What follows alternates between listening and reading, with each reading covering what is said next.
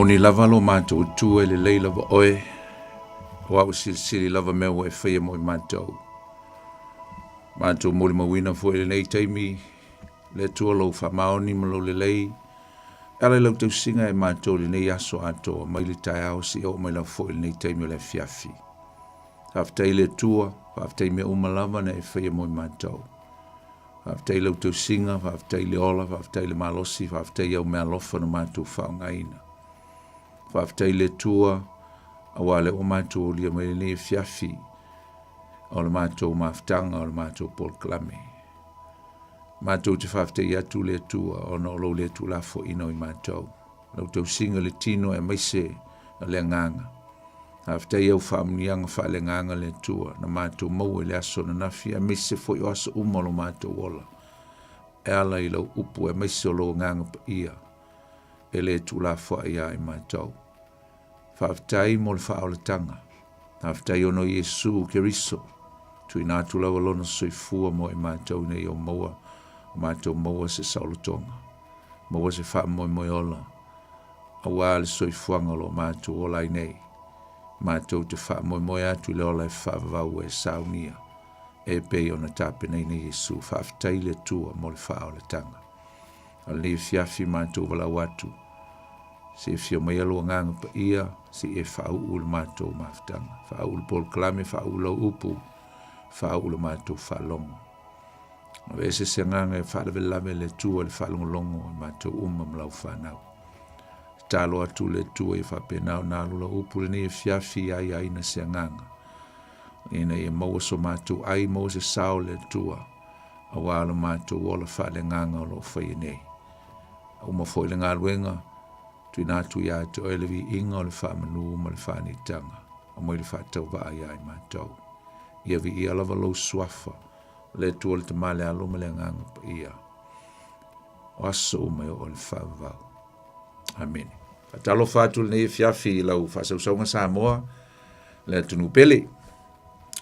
Fatalo whātu ai ma le nganga whaaloalo, le nganga whaftai, le nganga e tumu i le whanga i tia. Ia, ona i le ngata e tātou tivi ia whatasi le tua ona o lonanga le lei. Ia e whaftai foi. E le ngata o lau langolango mai le tātou polklame. Ia o lau tau tua foi ia so te tasi e peona ia i tono na i ainga e kalisia. Ma vaenga is o le soifuanga o lo tātou olai. Me le moli atua i le nganga whaftai, le nganga whatalofa. Tua ile ele mane fiafi lo au fatalo fatu malenganga fifia malenganga faloalo ia fa feilo ia tu ia malmalu la silasio si otato tu no pele Samoa malo so fo mo malo langi malo le au na malo le ngalu lui ngata foi le ia malo le foi taulanga le taulanga il vai o sa mo vai atu fatalo fatu ia au na le tu mo to msiofo so stovini ni si olo mafuta mai foni fiafi fatalo fatu malengang faloalo fatalo fa ile pa io Samoa mai lo fo yonga maunga tele se pa ia mo 80 fatalo fa malu le tunu tupu mai ngata fo ile ia fatol fatalo fa na yo tanto matua tu asinsina olo fa penao na mafuta mai ia ma tapo mai ma tatalo mai ia ngata mo le ofenga luenga ia fa pe fo ile malu le tunu ile aso male aso vi le tua e fatalo fatu ne fiafi ia e nisi o le malo le turu o lo fatu o tolia foi tono mauta malawa ele ngata foi le tono mauta ngase so se fale mai fatalo fatu pe afaio e falongolongo mai tatu maftanga le fiafi e le fangalo ina na yo tatu sum tu fa fini fal pui fatalo fatu ya tu tou e fa pe foi on fa tol fa talo fa ni fiafi la finga luenga inisio finga i matute ma favor na luenga lo finga ai le lei foi fiafi ya fa manui atu le tu ya tu sa manga luenga nga tono fo finga luenga lungo ala tele ya onisi foi lo nga luenga mai tono mauta malao fa talo fa tu ya tu ia po fela fo se tunu o lo e mafuta mai o e finga luenga fatalo fa ia to ni fiafi ia fatalo fa tu le mamalo le tunu o lo fa penao na ta apele nei foi ke lope le lololangi o lo tatu ta ape ai awal sailinga manuia wa ainga mana ia tātou whanau whatalofa ia te utau, po whēsia tunu olo e mafuta mai ai whatalofa atu, mlengang whaloalo le swafo Yesu, tātou polklame masani ne o tutu o le upenga ile loto, o tu fo i tono lau tāwale, tono lau maota, po whēsia tunu olo e mafuta mai ai ia, au nātu ai fo il tō au nan le ponifonti, ia wala u whaangolongo ma lau whaafonga ile upo le tua, ele whaangalo ina nisi o lo to ai tonu umai fo i tono au kilani nei a wā maafitanga ma si singa ia ma fuanga ese a vese whaala velave nei so i fuanga whatalofa ia te oe pe a whai o e asi mai au kilani.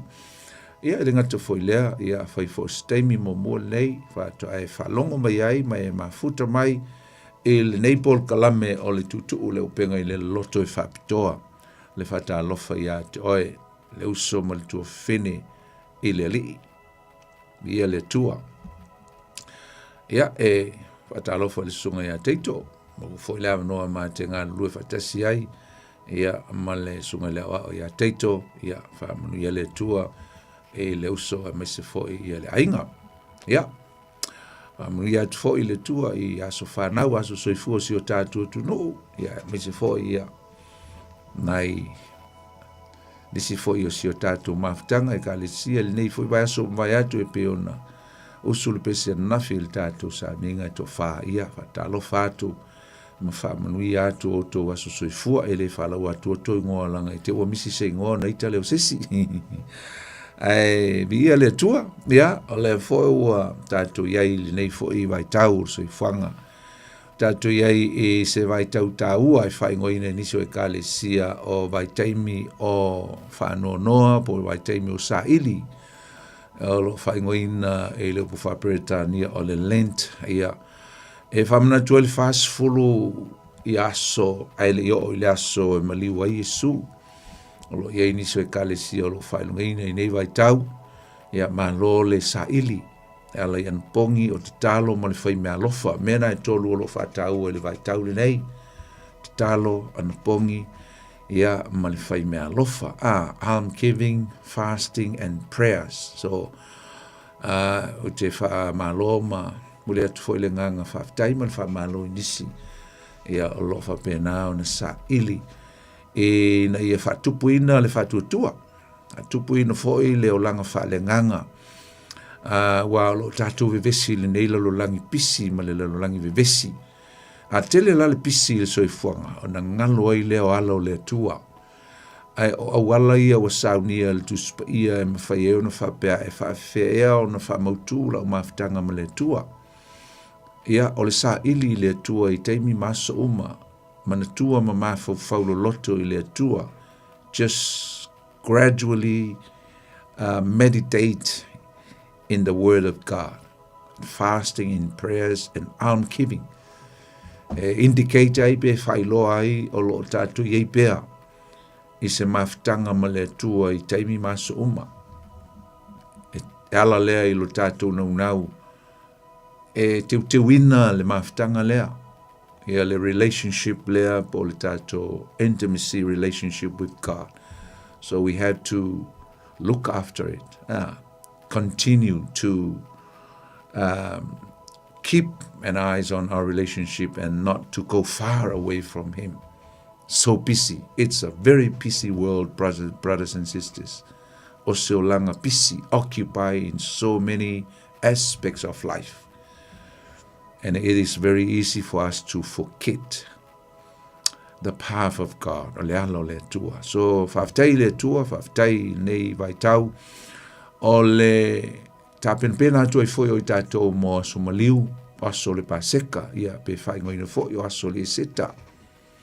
Me se fo le tātou wawai atu i teimi o le malanga whatupu Yesu. E anga i atu malu atu e lava i ona popo ngā ma maliu ai. Na o la ungalana nafi se mena tupu. I le malanga lona tolu o Yesu na sau mai Kalileia materi fo Yesu sa tele i Kalileia lana ministry. Sa tele i Kalileia o inai ei i ele aingo Yesu i Nasareta i Kalileia.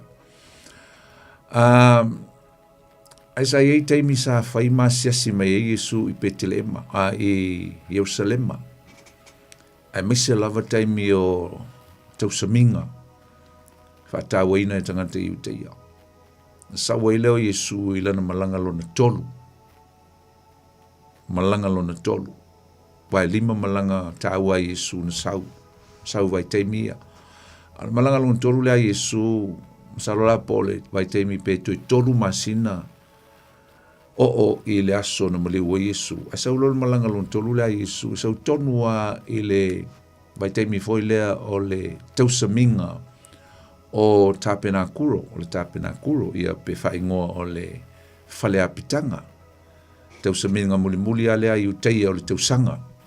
Saula i Iesu, ia ai whailoa i le ritual, actual, foi le traditional, a isala elum tangata i uteia. Ia o le alu leo staulanga, le aso muli o le sauninga leo le tausaminga leo le tapenakuro, mai le vai, mai lalo i se loa, mai se saa atu, i le whatawhai taulanga, whailoa atua ilo latu ngang whaaftahi i le tua, e tu sai malana tausinga i le tonga vau le whaasfulu tausanga. E le ngata lai whamanatu ai ia le sukot, ia po whale, mo meo whale mo ufoi e na nofo ai, lau tūna o le aso e whamanatu ai le kava, whale ie ma whale pū mo ufoi e whale whaila au, malau la au, whamanatu ai le leo le tuela na tausinga, whamanatu ai mea ai, le manai, whamanatu ai foi la ma le vai, o la leo staulanga e mai le vai, asu mai le pesini mai lalo le vai, mai se loa le vai o le whamalolonga, po le vai o le wha o le tanga, ta masani fon fai vavenga Iesu. E asu atu i lunga o le whatawhai taulanga. Batu ai le whaafitai ma to acknowledge the goodness and the provision of God while they were in the wilderness. E vai atu Iesu, ai asu le vai whape Iesu, mai mau le vai. What a waste of this water. And these guys are coming to this place, the altar, annually, every year, to do this ritual. But it is meaningless. Ai lese winga. Kulo Iesu me make ki e wala au tu loa. Toli! O ai se fieinu. Sau ia tau. E inu i le vai o te avatu. O le vai ola. Ka mai o se whatua tua mai ia tau. Mai e maua e ia le ola e whababau. Pe a inu le vai leo te avatu. Na le tu se ione me tau pui fitu. O le mea la e se le mana i o le nata. La matau leo le wa lata le teimi e wailo Iesu, wa lata o naso. E lo wala au Iesu, o se wala au taua. O se wala au taua. O se wala au lia e wala au e so se tangata. It's a general invitation to anybody. For I lava o lo ngā lala o lo fienu. Le vai lala o matua whapea. Mau le vai. Mau le vai.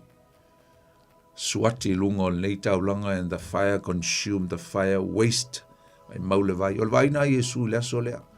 Ai le ai mase au ngai, le ai mase sui ai o langa o tangata nei.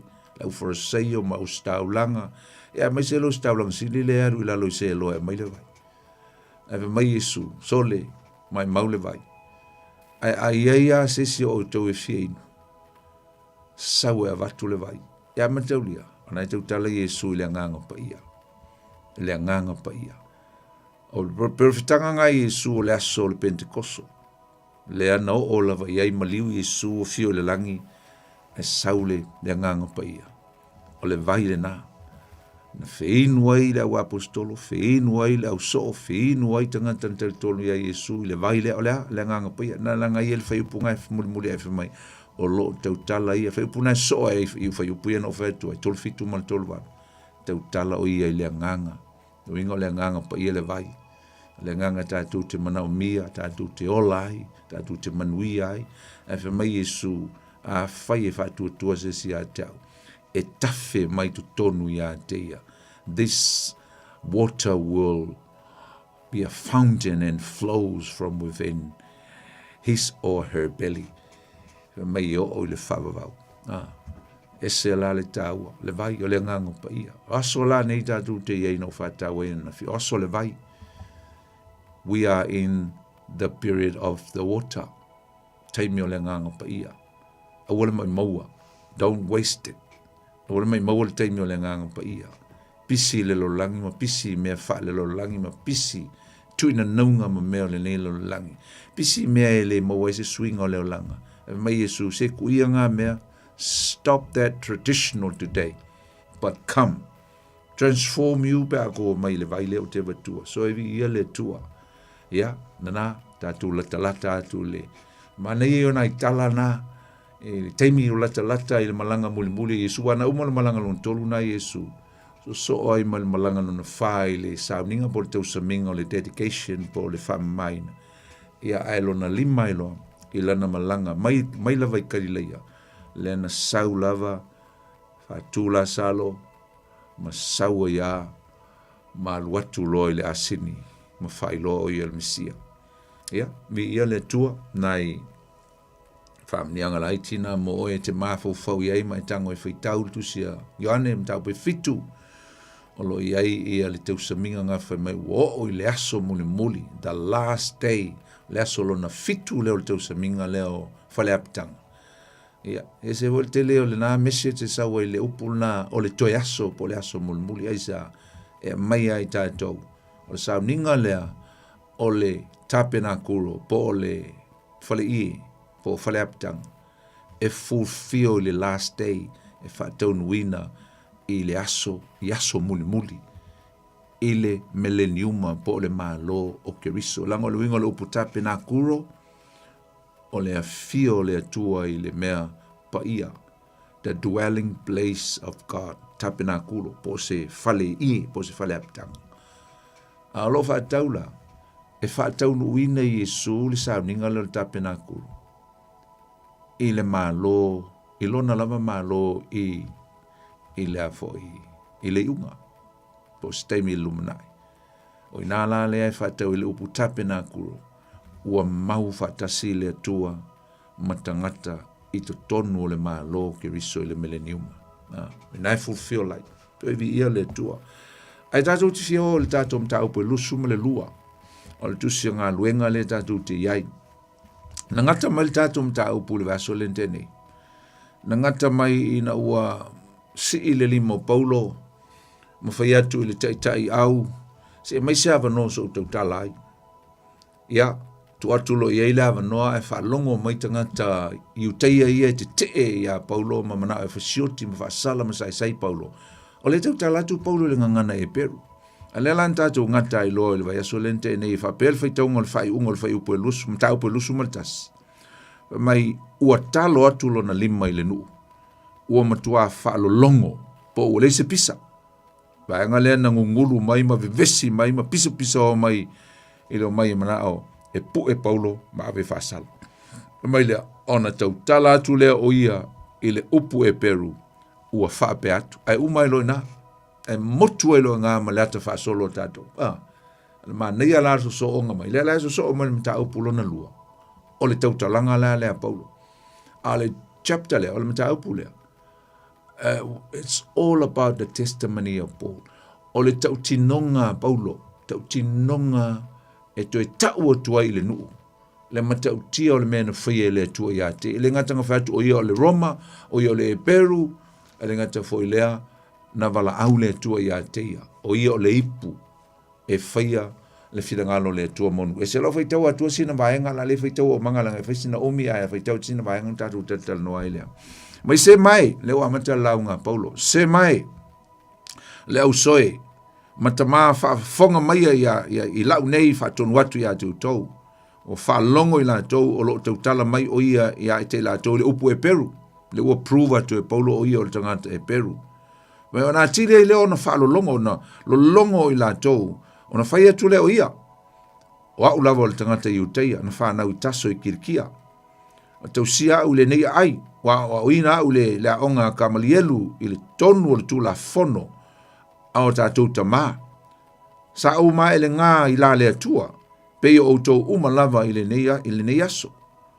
Mo o sa wā atu i le lotu ina ia oti i lātou, sa o fusfusia matu ina atu, i fale pui o tane a tō ma whine leo wha mai Paulo, pe umana tō mea na whai i tangata whātua ma tangata Kirisiano. Pena umala o mea na whai tangata Kirisiano, na walu sai, na walu abe i fale pui, na walu fasioti. A leo uto mai e vevesi mai ma whai mai le mea tau whai mai le mea na i a tau. Ai whaalongo le mai. Mai leo le whai upo e lima, pe o na moli mau mai fo i a tau nei e le whai tau lang sili.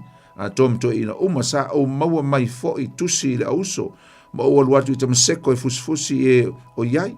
Te mai a te la tau Yerusalema ina ia whaasalaina i la tau. Wa o alu au.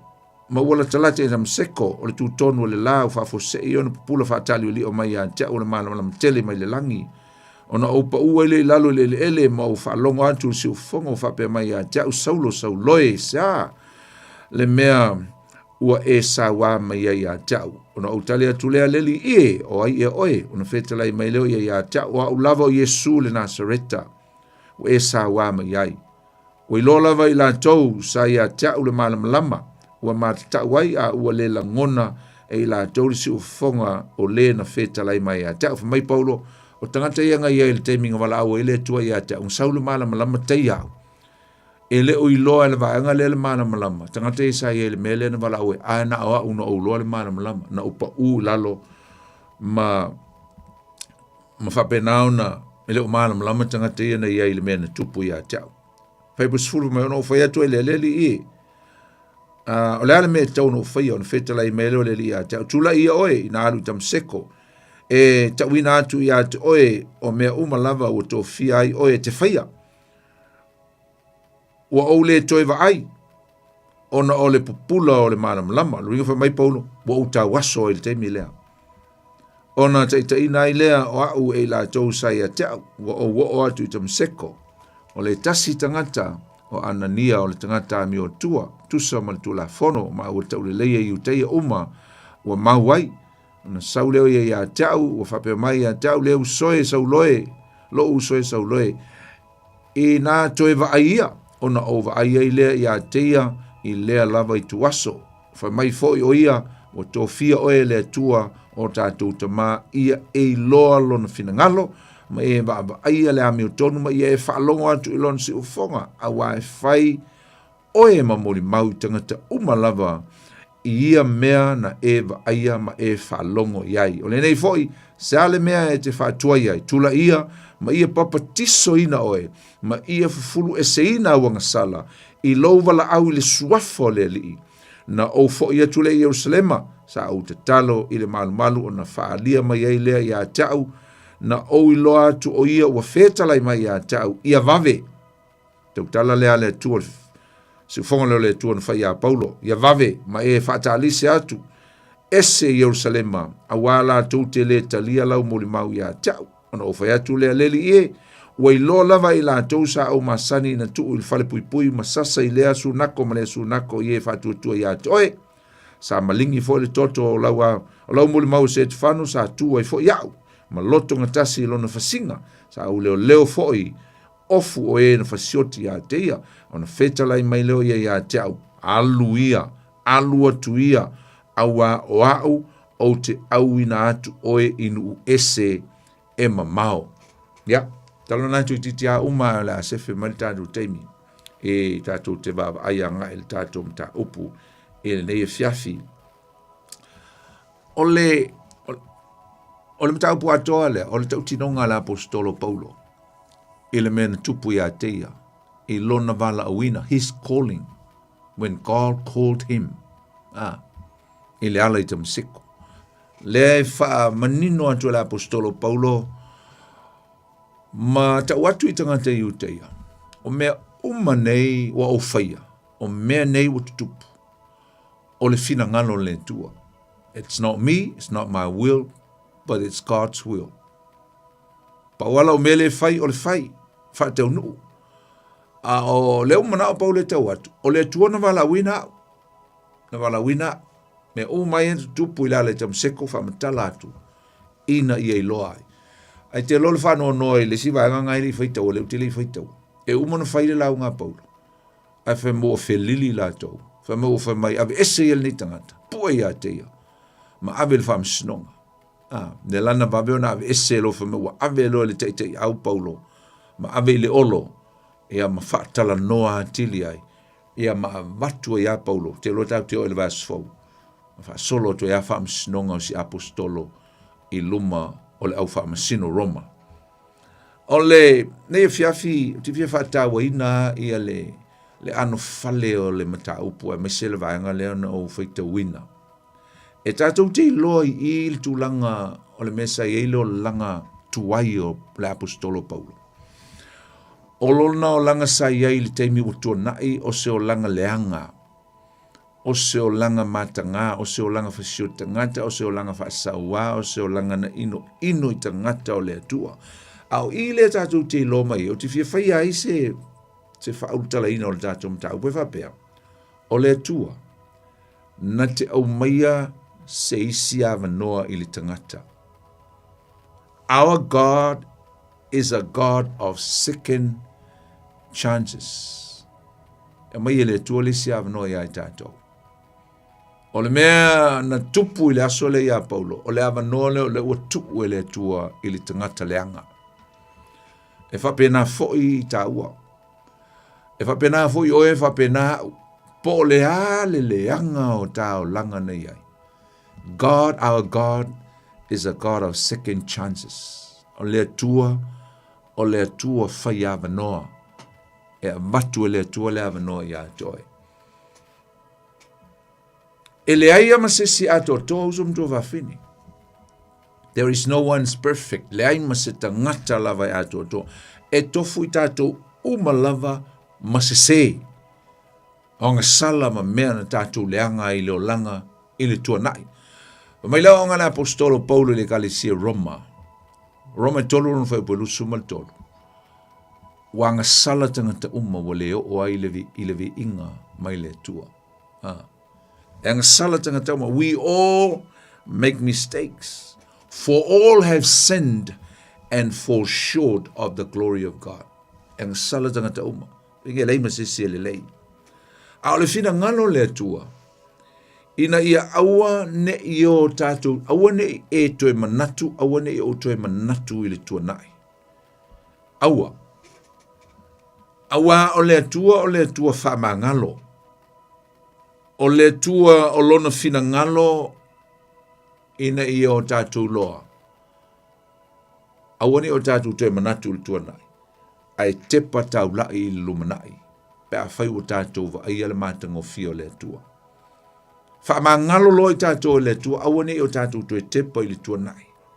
Ma le mea moni, usam tua wawhine, e le toe manatua e le atua o tātou leanga. E le toe manatua e le atua o tātou ang sala, pe a tātou sala mō, ma li liu ese mai a tātou ang sala. Na mai leo o ngā le apostolo Ioane, mōmōli Ioane, tāu mōmōla nu whai upuiwa, ai a whai, tātou te whaari a tātou ang sala.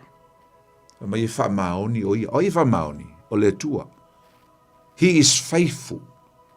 Na mai e wha maoni ma le ami o tonu, e wha ma ngalo ai a tātou ang sala, ma wha ma mai a tātou a mio le tonu umalava. Amen. A foi mal tu stala tu se e peru mta po valu vai po suma le lua. Awa o te fa mangalo ya la to wa miolanga. O te le to e manatua fo ya la to sala. Mala to solitu la fono. It's very obvious, very clear in the word of God. It says that God will never remember. God forget and he will never remember our iniquity when we repent. Pe a tātou salamo, mo tātou liliu ese. Pe la apostolo Paulo. Salamolo la apostolo Paulo liliu. Sapo e Paulo lo na avanolo na lua.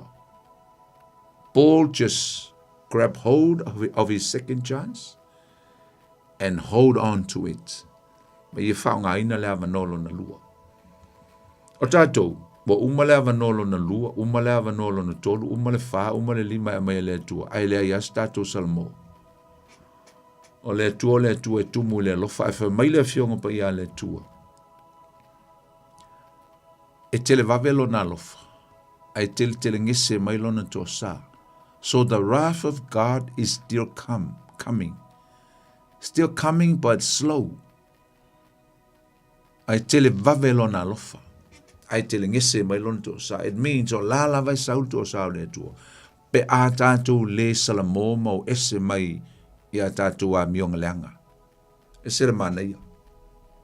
O le mea moni la usum tu va fine. A wā tātou va va ilo lango le tanga tō Paulo. Ese le mana ia. Nei tau tinonga. Le nai ma o ina mai ele tele o mea o ngā ia i tātou. A tātou va ile matau tio le ava noa. Le na mau e Paulo. O se ava noa e matuai matau tia. Pe ana uta ua. Na maua loe Paulo le ava noa sapo mawhaunga. Wa vea i Paulo o se tangata ua matuai matau tia i tono le tuspaia. One of the greatest character in the Bible. Why? Because he had his second chance. He grabbed hold of it, absorb it, and keep it, and live it. Whaonga mo le tua. Ola i mo whaonga mo le tua. Lona taimi ma lona avanoa. Mantua wha o Paulos tangata. Mantua o tangata sa mantua leanga. Whasau waile. De kare sia Yesu Keriso. Ino ia o onga Yesu Keriso. Au lea lala mele utupu. Na wha ma ngalo loa o ie le tua. Mantua i tuu i eile si avanoa. Ele i whata mala Paulo le avanoa lea. Mai tele, usum tō whawhine. Whapena uma tātou. E mai ele tua avanoa. A tele o teimi ai tātou. Ona masalo longo le tātou te ola i le neiralo langi. We are still living in the flesh. Tātou te whasala lava e tātou i tātou. Tātou te whasala ina e tātou i tātou. We're guilty. Ia mau tātou whaasala ia i tātou malo tātou manatu. Kako leanga i le to yeisa avanoa i to e mea le tua. Tātou te le tu avanoa ia i tātou lava. Ia tātou me se ma tātou a mionga. Sa tātou whaia. I le tua nai. In the past. In other words, we can never forgive ourselves. But we talk about forgiveness. Ai sile o tātou le whaamangalo i tātou wa ia i tātou le tātou nofo sala. Our guilty mo tātou manatu whasala. Ai leo le whina nao le tua. E mai o mai i tātou i le whiawhil nei. I nei o tātou loa. Le ai o le tua e le manatua e le tua ni a tātou a mio leanga. Na whai e le tua nai. Me a whai tātou te maua lo Yesu. And then move forward. Na sui a toa lo leo langa ma sapo le avanolo na lua. Pi folinga mai i tātou te le whaamangaloina lava i tātou ia i tātou. Alinga te lea tātou te whailonga whisili, we question mark the forgiveness of God. Pi folinga mai e le tātou mautinoa, pe whaamangaloina ea i tātou e le tua mai a tātou ang sala, mai le tua na i pele ai.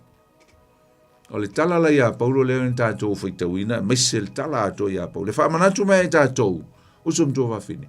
Le alofa sili ese o le tua, o lo nanga le lei ma lona fina ngalo whaamangalo, lona loto whaamangalo. Ili tangata ang sala. Mantua o le tua e tumu le amiu tonu. O lana whaamasnonga e amiu tonu. E whaia le tua lana whaamasnonga. E tusa o le salamo a to toa. O le tangata mai i le amio le anga ma le anga sala sa o lai. Sa whetala i atu Yesu i a Paulo i lona wala wina. O oe, o le ipu, ua o filifilia moa. You are my chosen vessel. For may you will carry my will. E te momoli atu lo ufina ngalo to the Gentiles. I nu esi. And kings, matupu. And sons of Israel, mata li'io Israel. Naile ngā luenga mta upu iwa whai upu sfulu ma le lima. Ile mta upu lea na vala awina ai e Yesu i ala apostolo Paulo. O al melea i le mta upu lea lusu ma le lua, o lea ua toe repeat atoa mai Paulo le tele o mea ngā record i mtau puiva i le vala uina o ia e le tua.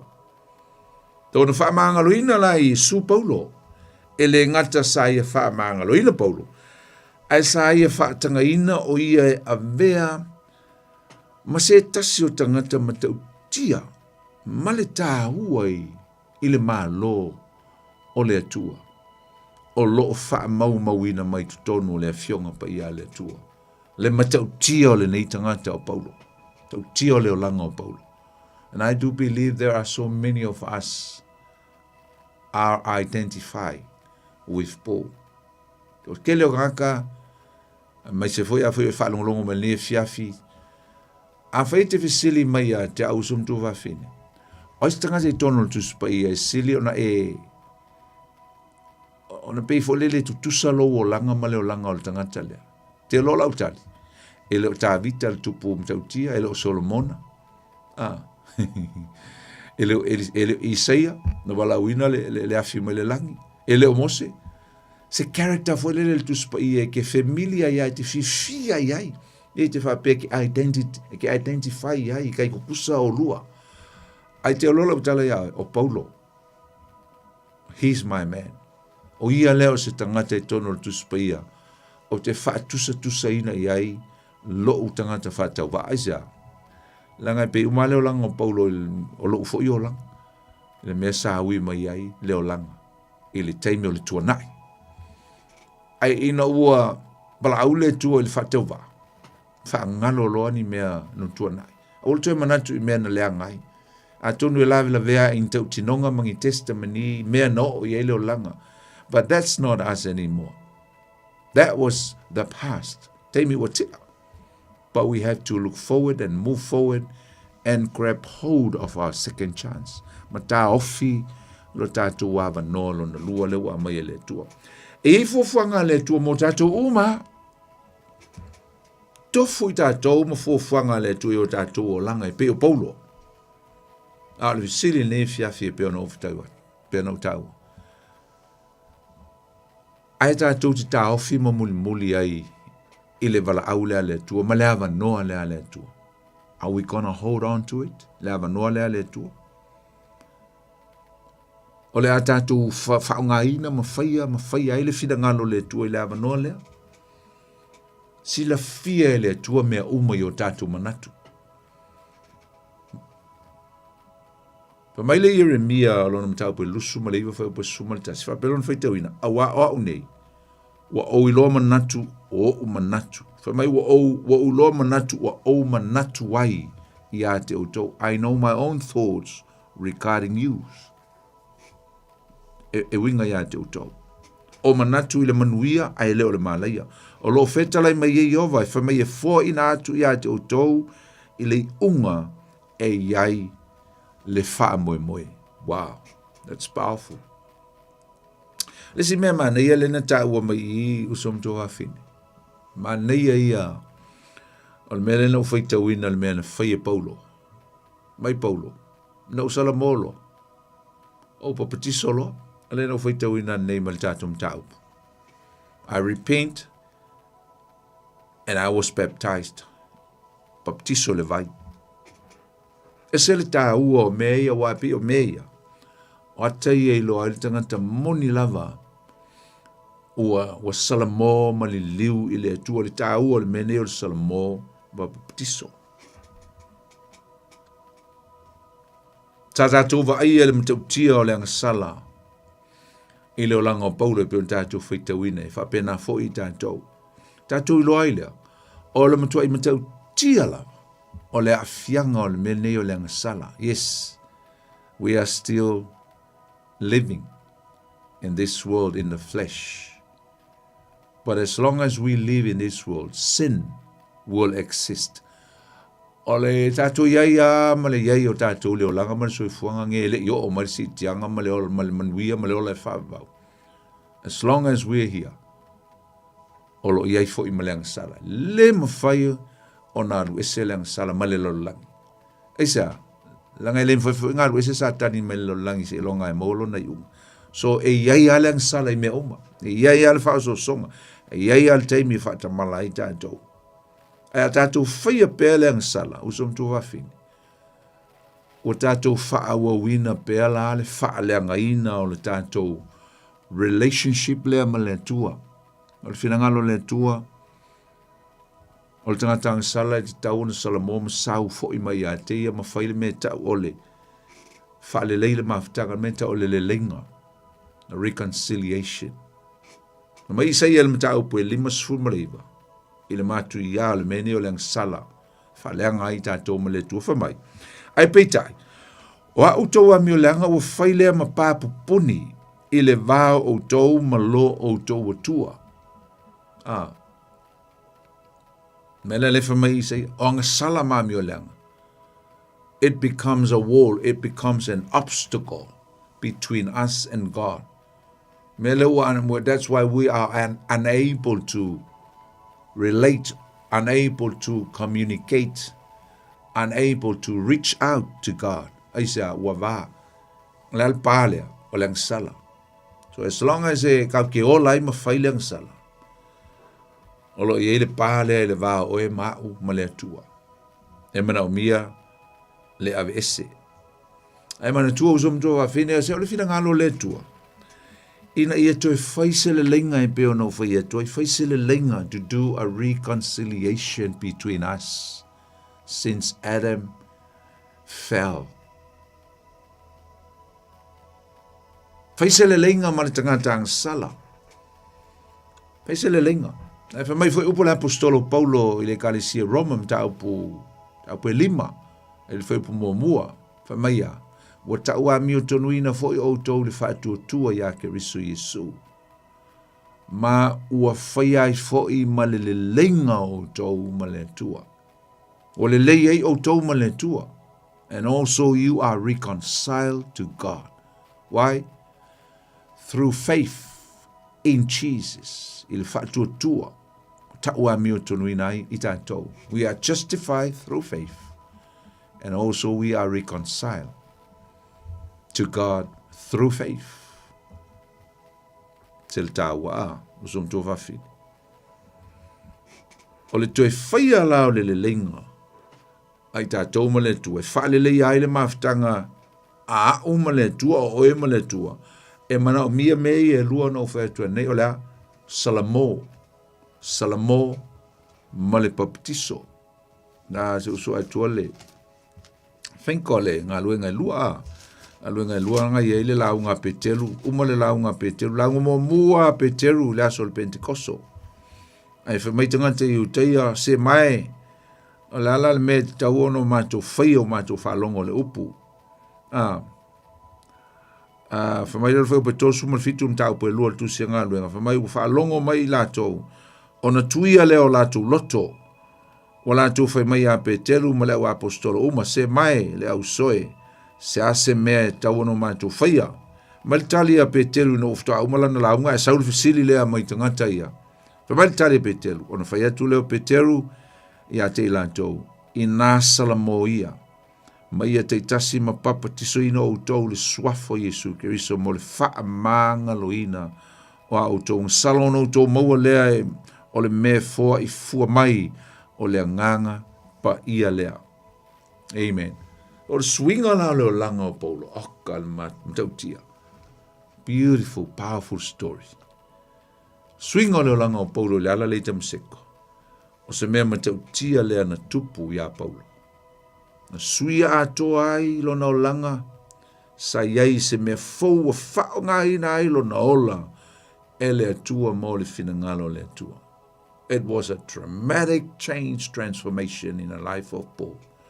And that's exactly what happened to us. Pena umane me tupu ia tātou.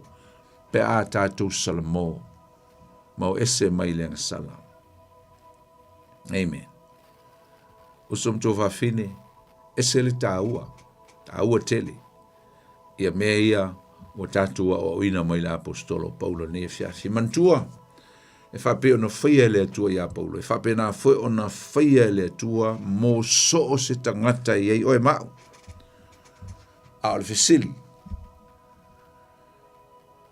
ai fa fe pe tatou abala au mai le tua ia tatou pe tatou te muli ia le wa mai le tua le avano tatou la tatou me fai le avano le tatou te fa nga ina matausi tatou te muli ia pe fofuanga le tua pe a ia fai loa mai ma tau mai ma mai se avano lona lua mo tatou ai pe te tu mau pe e mau stai ai ma fai pe le fina ngalo le tua ia so uma lo soifua te loa ina ua uma le soifua la sa uni Paulo e alu lon fasalanga lau e lo e Paulo is gonna go through execution lo e Paulo le a yel te mai le alu ai fail fasalanga wo lo e Paulo le fasalanga o yem te utia mai le lile o Nero kaisa Nero wa uma fail fam stonga wo loa e otia Paulo na wo lo e Paulo e oti te lola a le yoti Paulo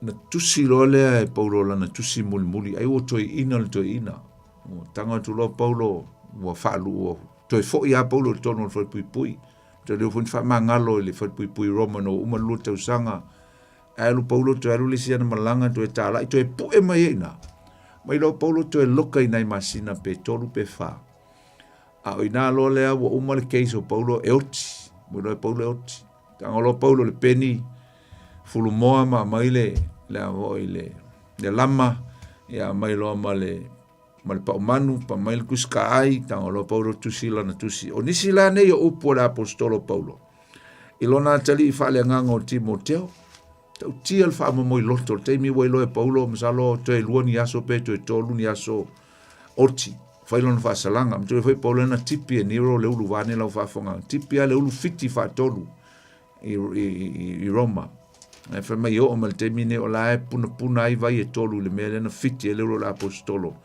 e tau mai na le matau tio le nei tangata o Paulo te fio o ye le mena ai tangata na tamatala mai le matau tio me e tonu o Roma le mena tipi e le ulu o Paulo oka o se mea matau tia a le lua Timoteo a lona mata upo e fa lona mata upo e fa longo i upu ia le apostolo Paulo lua Timoteo a lona mata upo e fa alo ye le fai upo e fitu malvalu falongo fa mai ua o tau lava le tau o le lei ua iu ia tau le tau sinionga ua o tau fi le upo o le whātuatua falongo le fai upo e valu o le nei ua teu ina moa u le pale o le ami o tonu e fo ina mai ia tau i lea lava aso o le alii le whaamasino ami o tonu e le ngata fo ia tau a o i lātou umalava o e fia i lona to e whaali mai. Upu ia l'apostolo Paul. Who knows? Le ropo upu muli a le tusi o le lima o le toina. O wa al mata upu wha, mata upu muli lava le o ana tusi nga o tilo. Pe ano uwhatu lo pe na tusi nei a o ti tai ao. Ai o le matua wha mamoi loto. O le matua o tia, o ni upu e matua tatu te iloa i leo langa o le tangata. I le toa, e le wha losi, e le wha maoni, o le alofa moni i le tua. A le wha mai le tangata toa, ma le tangata wha tua, ma le tangata e moni lona loto i le tua. Wha mai a, Timoteo, a tono te le tue vai a te oe se watali. A ua utau le taua. Ua umana utaua. My battle is over. I fought a good fight. Me usa utawina le taua le, se taua le lei. I have fought the good fight. I have finished my course. Oma. Aila ia upuia. Telo. Upu e pe e fōlinga mai. O lewa mai Paulo. Timoteo. Wa umaro kaimi. My time is up. A o lela ukango e pasi atu ia o ele fua. And you have to continue on this relay. I'm going to give you, pass to you, my baton. Kama i fua, hoi lele kua kua lesi molinga fua. That's what you call a baton. Lela kua kua lesi. Mai la Paulo. O le ua uma lo kaimi. E fa mai Paulo le mita o le tamaloa i lana ngā luenga ngā whaileli. Fa mai sa au tau ina se tau le lei. I fought a good fight. I have finished my course. Me wa oma. Fa mai lea. And I have kept the faith. Fa mai sa au ta ofi le whatuatua. For my in the future, for my in the future, there is laid up for me the crown of righteousness. For my ala utilo, o lo fatali mai lo pale o le ami o tonu mo au. E fa pale ina iau i le lumanai. O la fa iatu le apostolo Paulo ilona tali i le fa au e feso le teimi lea. Timoteo, o mo lo teimi. Ale la pasi atu i lau au ngā tōpulanga. O tō masila, o tō mapānapa, o tō ma Ioane Mareko, lentu sia Mareko, o ko uma e pawhara, o tō au ngā tōpulanga le utu atu e tōte whaa au a wina le race. E sau i ma upo la apostolo Paulo whamai, e mantua au tō, o au, o leo o ai atu i lo pale. Lai whaatali mai mo au. Lai ta ofi mai Yesu, no pale o le ami o tonu. E whapena fo le tau i e maua e o tau. Pea o tau, ta ofi le a manoa lo na lua le na mai, e le atua mo o e maa. Whapena fo i ta tau som tō whawhini. We hold on to our second chance from God. Whao ngā ma ia, whaatini le momoe.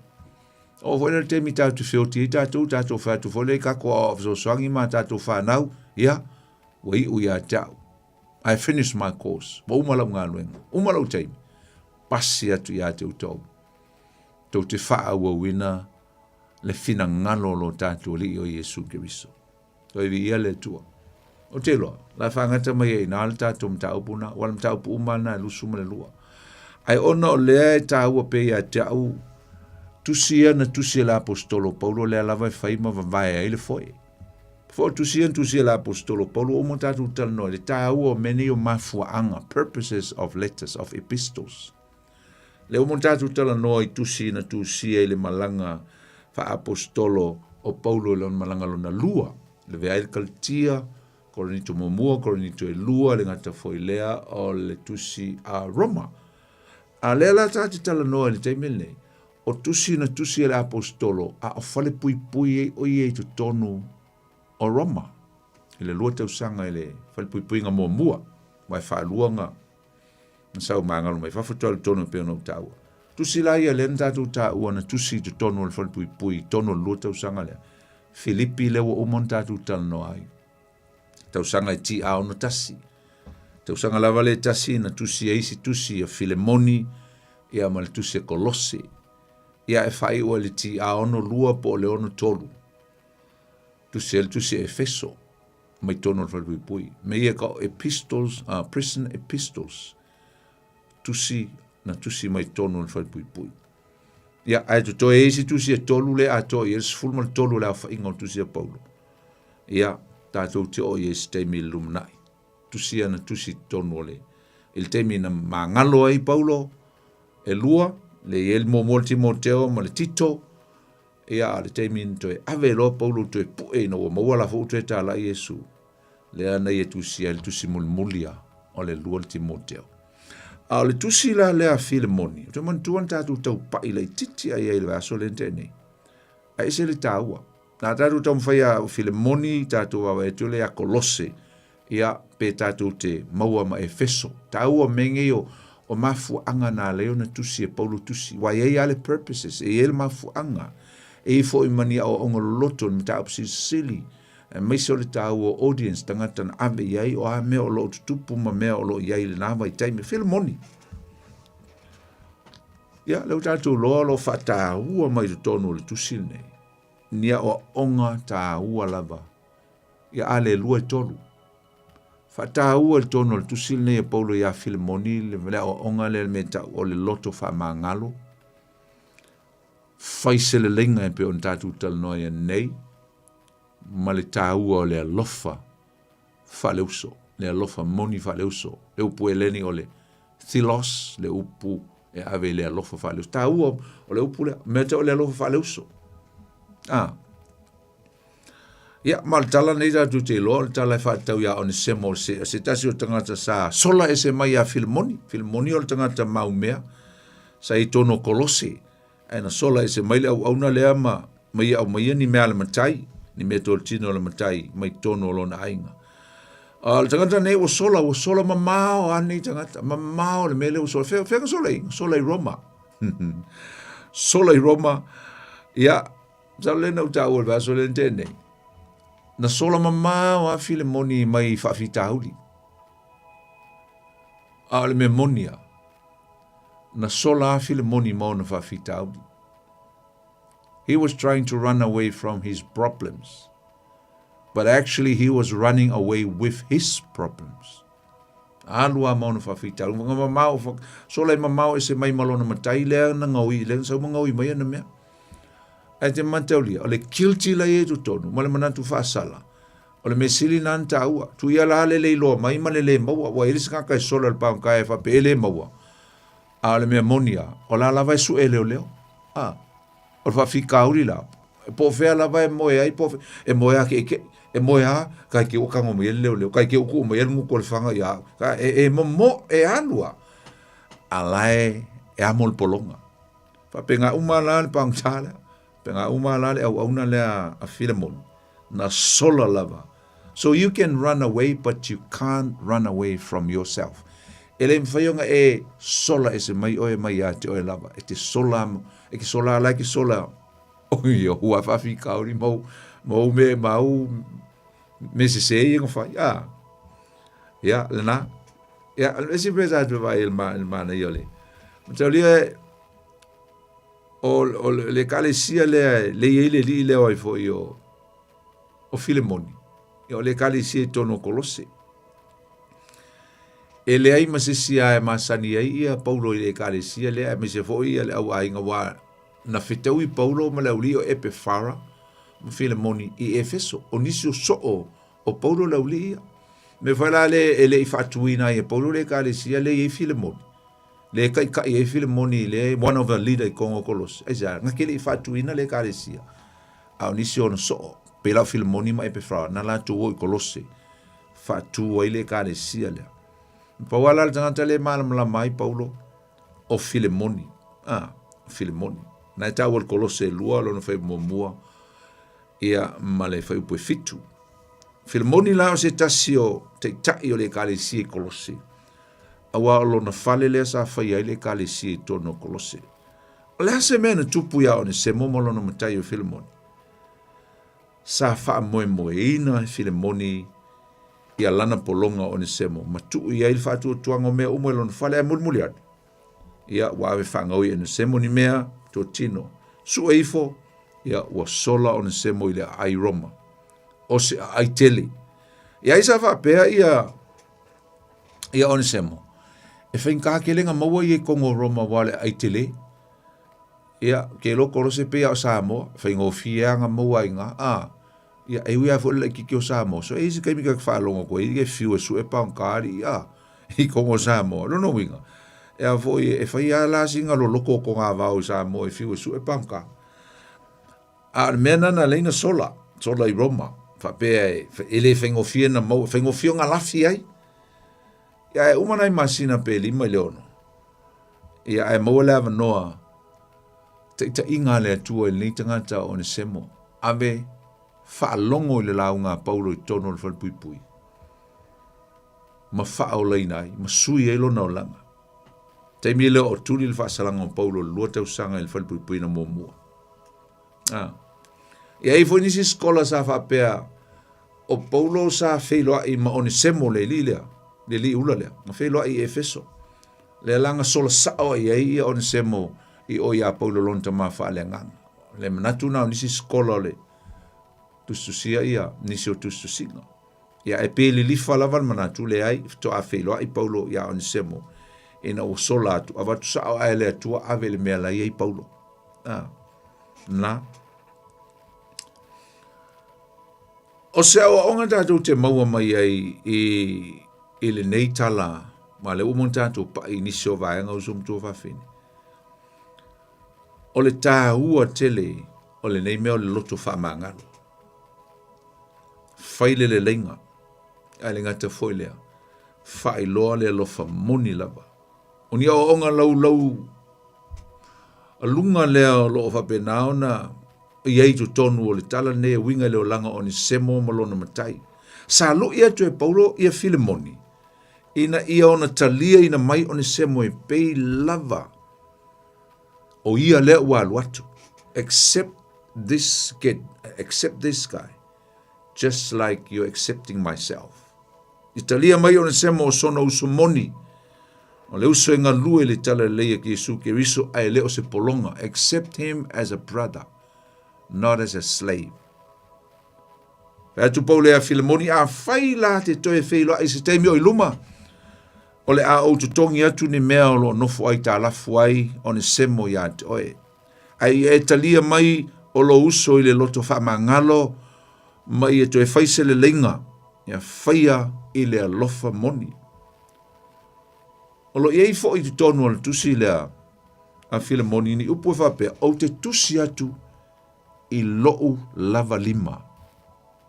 I'm writing to you with my own hands. Nale wingo iau. Mi fai lo mai ai. Le whaatawa ina e Paulo o lona toe fia wa ai atu ise le lenga e tupu I le vao Filemoni ma Onesimo. His passion that he wants to see a healed relationship, a reconciliation between two brothers. I le alofa moni, I le loto whamangalo, whaise le lenga. Whamanatu atu whai e Paule a Filemoni manatua. O te leo tau anau atu I a te oe, ina ia e te tongi maia I a te au mea na o whaia I a te oe, awa o e lava o le uso I le alii. Not begging you to repay to me what I did for you. O le manatu Paulo, tarusia ina ia manatua e Filemoni le awala na ia maua ina ai le wha o le tanga. Lea na ia tala ina atu matu ina atu I a te ia. Ina ia aua nei ba ai o ia I le anga sala alo na uso. Ai ia ona wha maanga loina o ia e pei ona wha maanga loina o ia e Yesu. Filemoni o stangata Kerisiano. Tangata Kerisiano moni lava I le ali. Tangata wha maoni I le ali. A tonu e, wana e tau o mai o tangata loto alofa I tonu o tuspia. Ruinga e tangata e te tala atulo na fale mo so tangata. O le kale si e ulu fale mai ai ma, fai eila na hospitality. Ai wha pe feo na ia le wha maanga loina, lona uso na anga leanga ia te ia. Amen. Salo Filemoni o se matai e iai le tumu leanga le lei, ma le loto alofa I tangata o le atua. Ai fōringa mai. O lo iai se la ngona o ni semo, o lo iai lava se mea mana o mia lona sa o loto, ma iai I lona matai. O lea. O le wha maanga longa, ma le fia maua o lona uso ina ia whaiso la le lenga. Pia ona whatau anau atu ma mana o mia le apostolo Paulo le mea tau na whai. Whai le wha maanga longa. Wha maangalo. Wha maangalo. E re ngā le wha maangalo, ai wha maangalo ma wha ngalo. Le upu le wha maangalo e sau mai le upu e leni o le apoluo. The word forgive comes from the Greek word called apoluo. Te le steimi e mana o mi e whamtala I le wingo le nei upu tāua. A le wingo le upu apoluo. O le apo, o le untie, o le loosen up. O le tatala ese. A o le luo, o le whaamamulu. Le winga ngā le upu apoluo po le wha ma ngalo. O le wingo le upu. So steimi a ita istangata e le wha ma ngalo. O ngā lava e te nonoa ina le ua o lo uso I se maia. A la te ua le sipito le maia. e te alu lava ma ave I te mi uma lo uso. You tied your brother with a cord and you carry him every day. Le winga tonu na le mesa wele upule o le loto wha mangalo. Sau wha mai tonu al tuspa ia. E ele talal na ile au auna, ile matai, mo le loto wha mangalo, a mo le lale tala. Tala le li le ana wha mangalo, e lono matai, e luatu te whai le si au auna na la ngalo wha tasi. Totongi mai au mea. E whai mai ele matai. Na o tu ina atu o e te alu e seale mea ua e le tu ina atu ai lo uso ina I alu. Why don't you release your brother? Seale mea ua e le tu ina atu ai lo uso e alu. Lo inga la lo whamangalo. E te tala awhai e te tau tala lo whamangalo. Te tala e se loa le pito leo le mai ai lo lima. Te tala e se. Apo, te tala, unloose. Fa mai lola ia leo le winga taua lo loto le upu. Mai tango lo e release. Apo and luo. O le luo fa mamulu. Release your brother. Mai fai I love you. Go in peace. O te alofa ia toi. Ringa lau e fa mamulu. Ringa I kere koe mangkua. Ringa e te le toe. E te le toe fai son tala. Ringa e te le toe ita iai. Te le toe ino. Wal menge o le lo fa manga nga maka oika ska maika umakulisi vas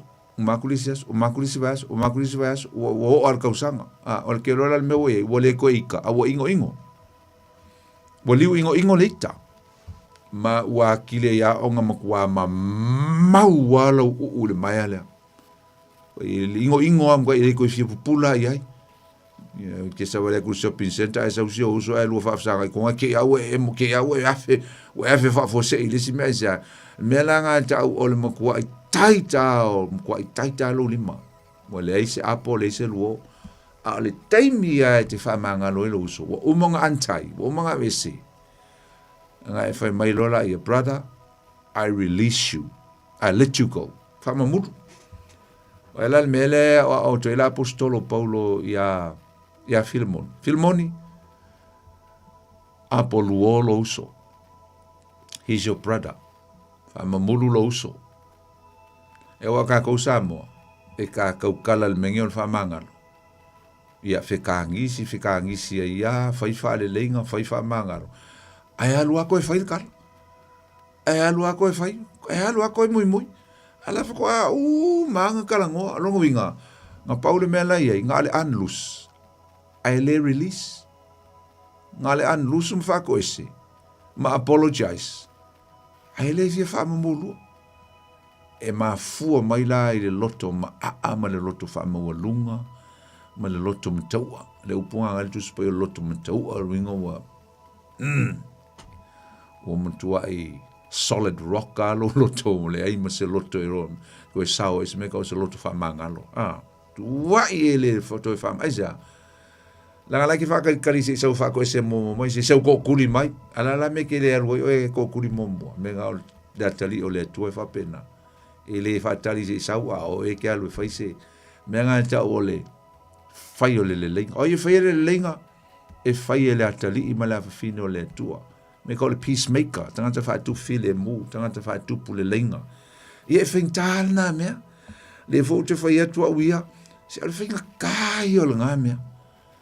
Ai na o le tangata lava ua matua lava o wina lona o langa whalenganga. Mai loa le tā ua le o onga tuspa ia le meta o le loto whamangalo monila. E mawhaina whaial nā me olea, o le ke ia upaka kūra o whako e senga, ai sau mai lo loto. E te whatu ese ma lo loto ato toa. Ia ma e whape atu lo uso lo whatu ese mai, o te whaamangalo ia toe. Ai apolu o iu. Ia na lua fusi o loa laia. Ia, whai atu lo le alu lo malmanuia. Alu lo malmanuia. Tātou Samoa. E pe whaakari al kirisi masi e whaamanga lo em fusi. Whikangi se. Ai alanga fusi. Langa lai o ngā.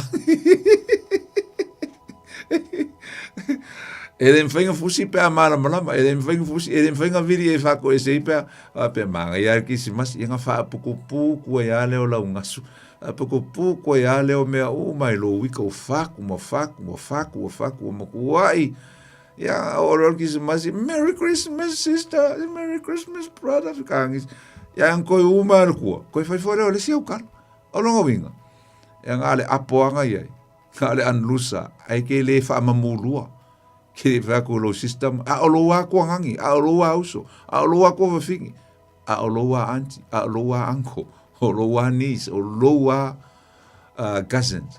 Oka, makau kia o whaingal ki Apollo sol. Ngau te Apollo e ka lepe whaleanga e mai loto le whamangalo ia i tātou i sa, ta lepe whaleanga ungali, whaleanga ainga, whaleanga mawhitanga, whaleanga mea o mai sa, whai mai le Ioannes fulu, whai puse fulu. Mai Yesu, na saule ngoi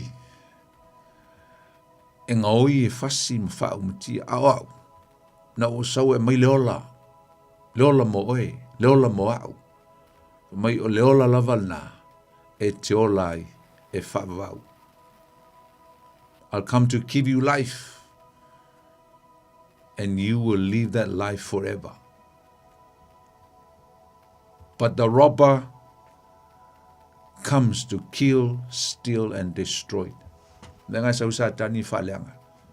Mai loto, mtaua loto le whamangalo. E wha mai whala o ngā Paulo tu se e peru mta upo e whāna, i e se whai upu ina. Mai a ita, au e te ang salai. Kere loi a Filemongi pe ngaika. Kere loi a Filemongi po le halko i ngā hika, po le ale le average o le ale mawalunga o le alko inga mawalunga mal mawalalo sa ile ko le loko fa mangalo le melen tu puilonga ile le nga sol ke le lopo le ale ai fa maira o nga Paulo aita a wetang salai maira yo le risfai punga so o nga mta upula we fa a woni ngoto le la o eita pe.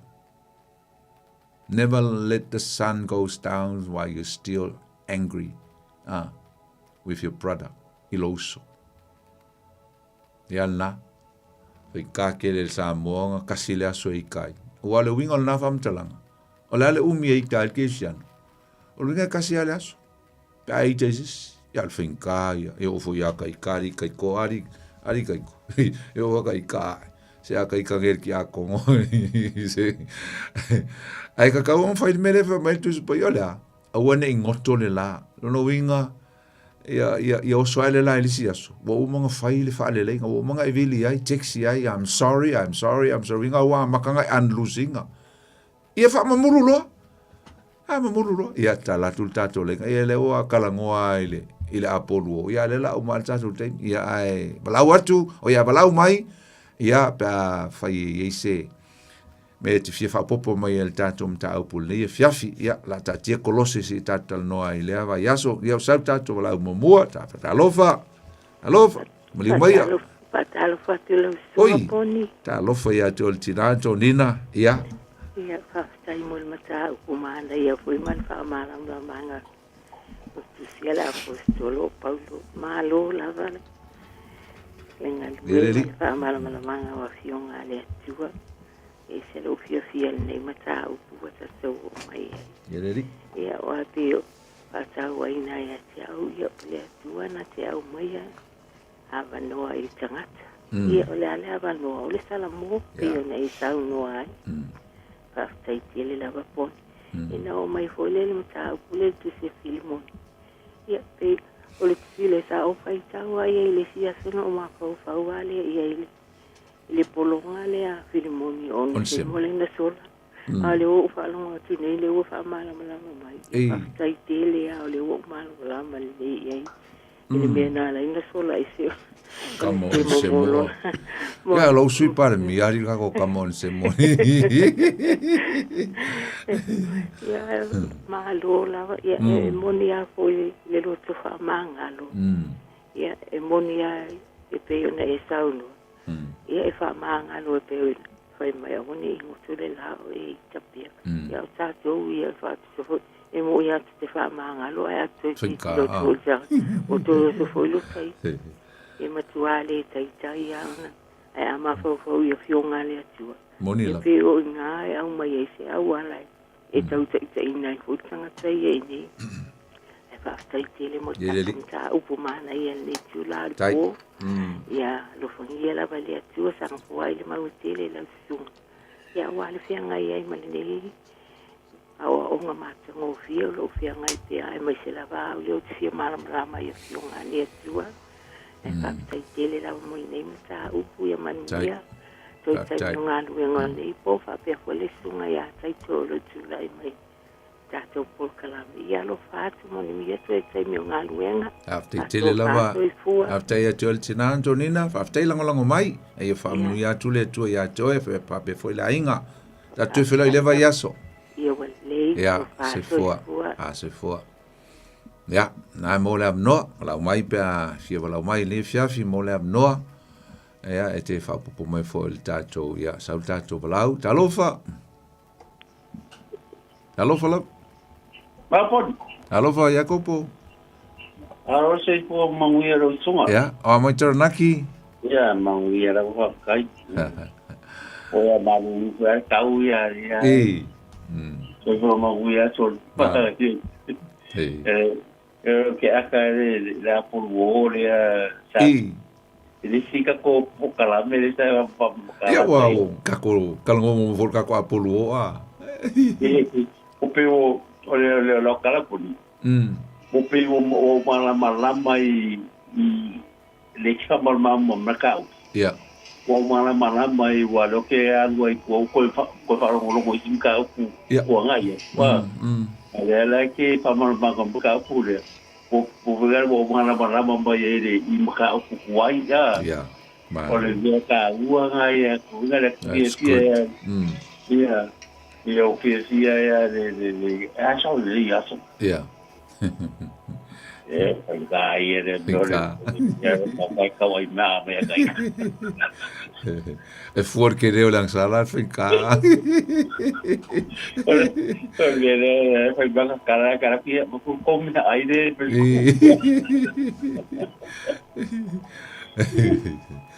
malo chico ai malo va ficar mo ka punhete assim ele la vou marola aí de que cozinhar bem ai ya mari ko e usanga wa lu fulu valu ya chapter ai ko homo que lo es sui le alo la solo e ngon fa sui e foia ngon sui ai ko fa umo mulmuli na le wala kale ista na le wala kale no e poni lo fa so le ngesia ya ole mai e lo ka kalanga mai wa ka fai ka o kusinga lu nga pi nga de ngumbia kai ka la history la ngol talo fa sol pito e pouring foi le fai ka o ai se longa e makuai o pena lo fa maka kalanga le ele foi malanga la escola ole melanga de que polo coiba vamos para que kuskusha ko no fangale ele benga uia kwai au ia kusi e boia kusi we melanga de que pia ele after take amonu ya tule tu ya o blai mo pel malo si foi ngalwe leli kai lava leli e lo fatu bamri le tu ya joe mala inga ina pena voi ya leli o bless fa se vo está tu lá talofa alo sai fala sunga talofa malo o ile sa no o fausu no ngo fausu ya okay sai mo awa soia ai e fia ai ele alo o mama mata ya o kalame foi aftai e boa sanga fo ai o te fesili ile ka o pulanga o ye la ya ama e tulanga le leita ya le fa pe o ni e nga sa pe aita o ni ya aita o tang salai ya o tang salai ya o le ala o lo ta u fa ya fo se ta la o le se ai se ya ya o no e no to la mona e sta ona o ya ya ya o no ese le ya yang fai ya amalia foi por a sala tinha te whakota. Ia. E pe, ele i tali, ma le kanga tali asa au whato e se iai. O le ala pe, o le ala pe, koe alu se whako e se nga pe, alia ia le o monka whako e se le moka whako walalo ia i le asa le se sia. Ia ngia o ke whakati po le ase. Te loa whausu me siri o nau o whailau ngā luenga. Mā neia. O le whina ngaro nao le tua e po e mo mua whaia le lenga. O le nau o whailau ngā luenga. Nau ave ia whailoa atu ia le mea nai lo loto. Wae mana o e te whatu ese mo wha ngalo. Ia ai te loa. Whaila ngā luenga le atua. Whaila ngā luenga le ngang pa ia le whina ngalo o lesi party po lesi tangata lea. A whailava o le a le mua mo se tala. Ia lona winga. E le malmalama o e le mea le lona loto. A e me sili o nau wha mama lava lo loto ma ia. Whai mai il tono o lo loto le moni o lau wha manga longa ma lau wha tu e senga. Ia na mama le o lo loto. A tonu e este mi e tali mai ai. Ia ona whai leo se lua tala. O le si foi mea. Ia mo wisa manoa. Ia pete vili ai.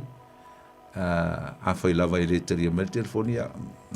Whate tali lolo o il ngalua le ngango le tu. Wha mama lo loto ma e tapo i fifi o i le tu. A vaus. Ai ol wha mama wha ua te toi kilti e la langa e mwhai ona. Ana kilti e a fo mama whai lo, ma whau whau, ma wha salai nai oe. Me siranga ua release, kusa moni alo loto e wha mangalo. Nga ua release inga. Ua e mana o e whale le imea umu masi oso. Okay. And pray at the same time. Ma te talo ia. Mai pēle wha mawhan whananga ma riso sani le tua. Ina ia kilia imea umala mai lo ma whau whau. Ia, ngalue fia o ia le tua. Ai tango e whaitau le a fo le fesona e wha leo te vai atu o le whai upuna e luas fuluono a ngai lawa le whai unga esele mana ia le nā ai rofa tele atu ia atu o le to fine lofa tele mo oe na sunga le whawhenga ma via la God bless whaas fua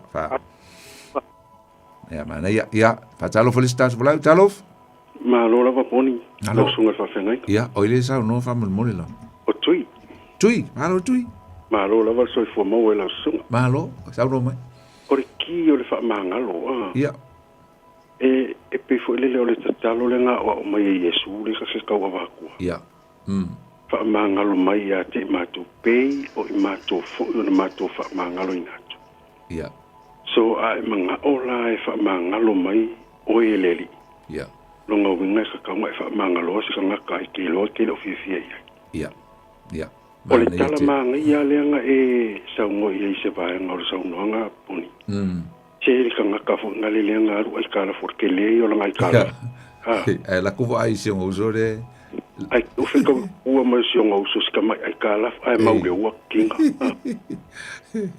pe o se me fa penga uma le ka mangingo le mele ka ke ka kalo i le atua fa mangalo mai a le ka ko ke mau le ua ka le ka ke ia na pongwa io e le ala nga u ta wa ka talo yes ia ina ai mangalo ia fa mangalo ku ka kala ki le fifi ia ia ai o ma wa ka kupi mo me nga se yo ki si masi ai ale au ya la ki si masi la ia pe o sa uika sa ka le fa so mo la ma ia ka le fa ai lo so ma ai tai mo la fa so tai fa popo mal tato dat proclame viele li tato tu foi le vai astui oi wale le ia fa se fo ana ia fina ngalo ia wa wala mai wa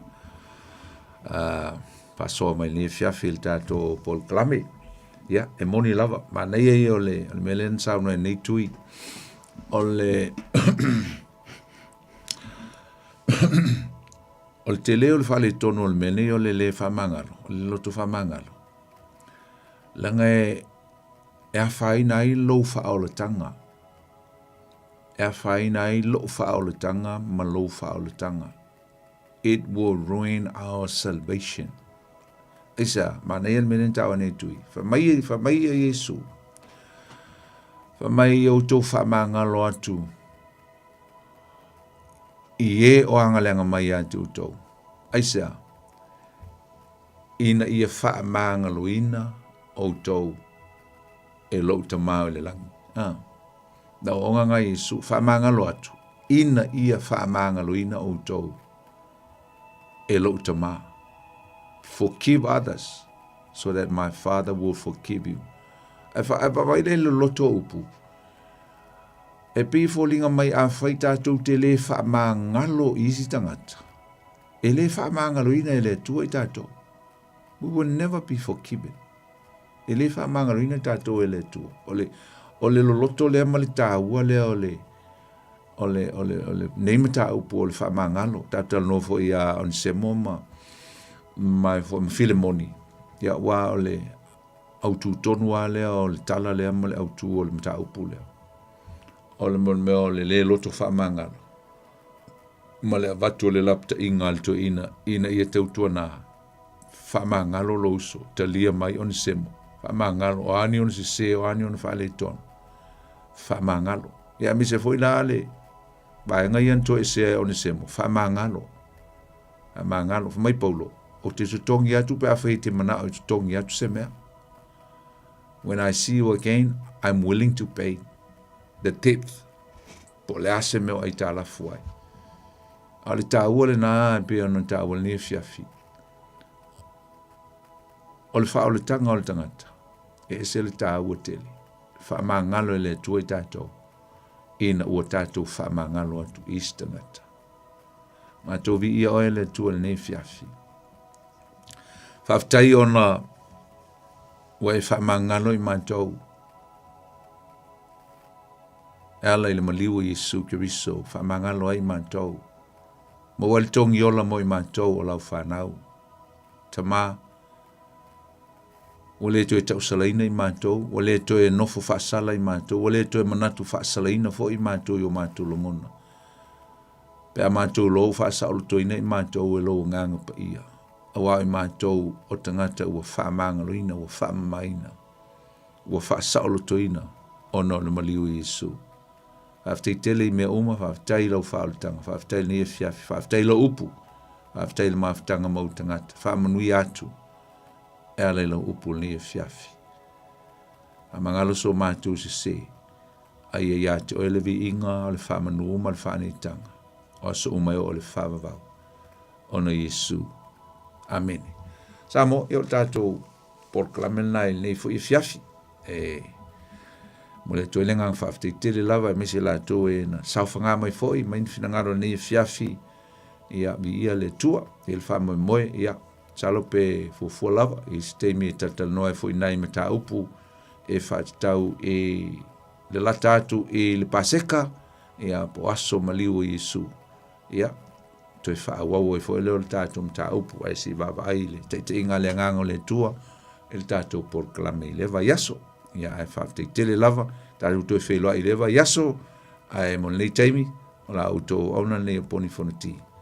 Whaasoi foia, ia manuia, whaasau songa le fiafi. God bless.